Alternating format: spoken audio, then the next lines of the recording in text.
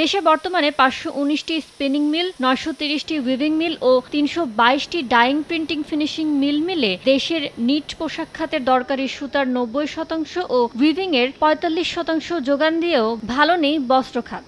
এমন পরিস্থিতির কারণ তুলে ধরতে শনিবার দুপুরে রাজধানীর পান্থপথে নিজ কার্যালয়ে সংবাদ সম্মেলনের আয়োজন করে বস্ত্র খাতের শীর্ষ সংগঠন Bangladesh textile mills association BTMA. শুরুতেই তুলে ধরা হয় ভারত কিভাবে নিজে দেশের বস্ত্র খাতের উদ্যোক্তাদের ভর্তুকি, প্রণোদনা, নীতি সহায়তা দিচ্ছে সেই চিত্র। একটা প্রজেক্ট করতে যদি ৫০০ কোটি টাকা দরকার হয়, সেখানে তাদের ২৫০ কোটি টাকা দিতে ৫০০ কোটি টাকা তার প্রজেক্ট করতে পারে। তারা তো টোটাল টাকাটি গভর্নমেন্ট সাবসিডি দিচ্ছে।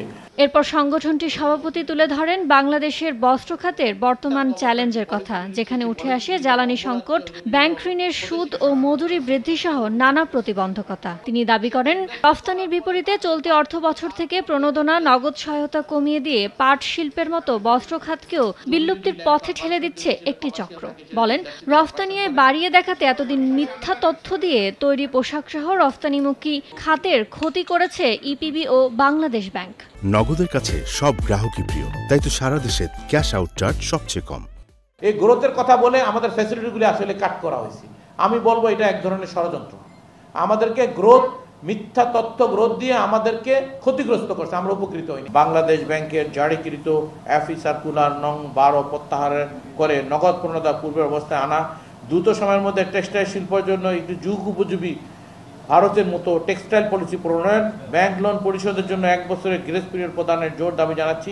এই অবস্থায় আগামীর প্রতিযোগিতায় টিকে থাকতে গেল ৩০ জুন বাংলাদেশ ব্যাংকের জারি করা সার্কুলার বাতিল করে আগের মতো প্রণোদনা, নগদ সহায়তা বহাল রাখার দাবি জানায় বিটিএমএ।